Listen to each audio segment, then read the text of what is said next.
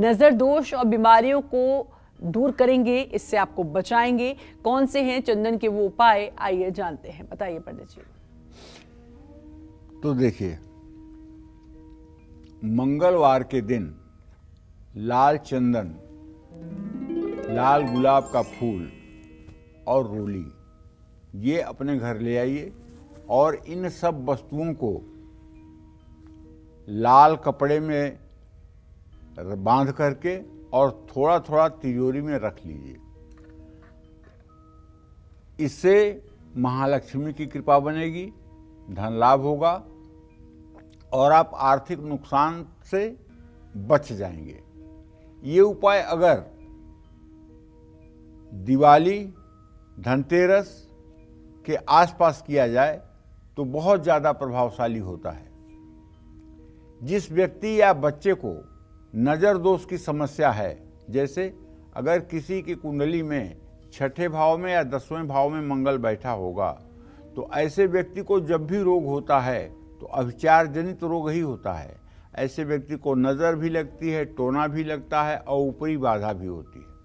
जिसके भी कुंडली में छठे भाव में मंगल हो या 10वें भाव में मंगल हो, तो ये बात एकदम मान के चलिए।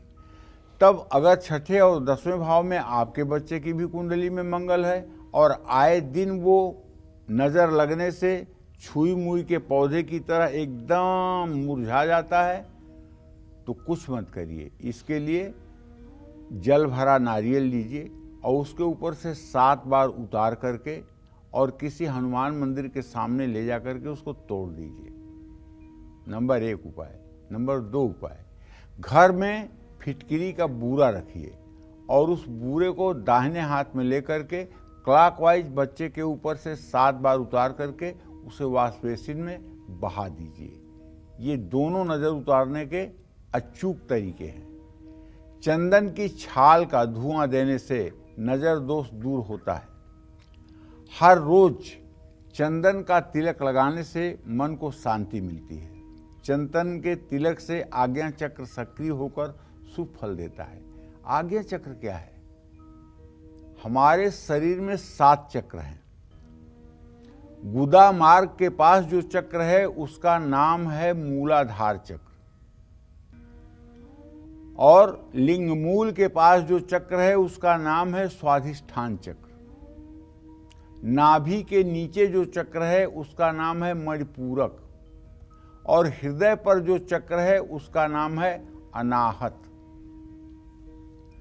और कंठ पर जो चक्र है इसका नाम है विशुद्धि, और दोनों आंखों के मध्य में भौं पर जो चक्र है इसका नाम है आज्ञा चक्र।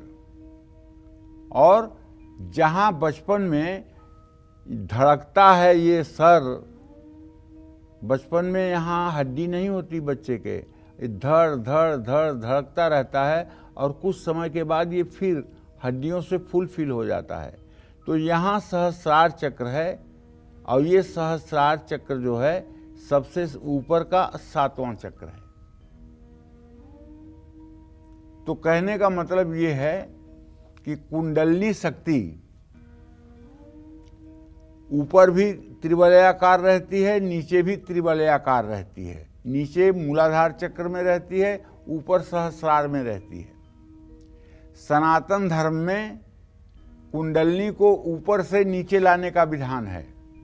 ऊपर से अगर नीचे आएगी, सहस्रार से अगर आज्ञा चक्र में आएगी तो कोई खतरा नहीं है, वो आज्ञा चक्र से फिर तुरंत आ जाएगी विशुद्धि में। लेकिन अगर नीचे से उसने चलना शुरू किया और मान लीजिए कि वो मूलाधार चक्र से स्वाधिष्ठान में, स्वाधिष्ठान से मणिपूरक में, मणिपूरक से अनाहत में, अनाहत से विशुद्धि में, और वहाँ से आज्ञा चक्र में अगर उसने प्रवेश करना शुरू कर दिया, तो भगवान शिव का नाग कहाँ रहता है आपने देखा है? यहाँ रहता है, ठीक इसी के बगल में रहता है। जीव जब आज्ञा चक्र में पहुँचता है ना, तो सीधे वो मणिधर जो है उसे डस लेता है और जीव का पतन हो जाता है।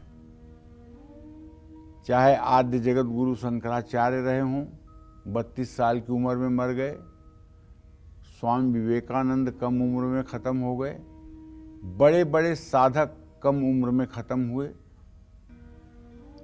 सक्षम गुरु वो होता है जो अपने शिष्य को, साधना करने वाले को विशुद्धि चक्र से उठाकर सीधे सहस्रार में पहुंचा दे, आज्ञा चक्र में जाने की बात ही न आए, या फिर सहस्रार से आज्ञा चक्र होते हुए मूलाधार चक्र में जाए।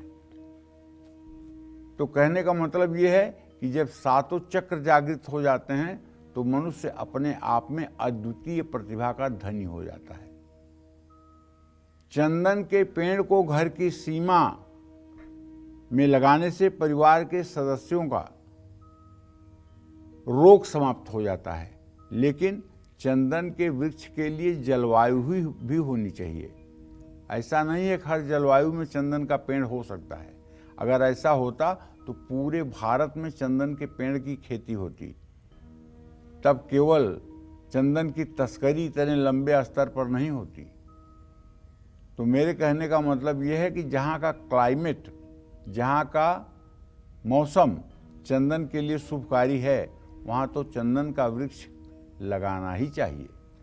चंदन का वृक्ष घर की पश्चिम या दक्षिण दिशा में लगाना ज़्यादा शुभ माना जाता है, लेकिन पहले ये पता कर लेना चाहिए कि किस मौसम में और कहाँ के कैसे वातावरण में चंदन का पेड़ फलीभूत हो सकता है, वहीं चंदन का वृक्ष लगाने का प्रयास करना चाहिए। जय मां विंध्यवासिनी।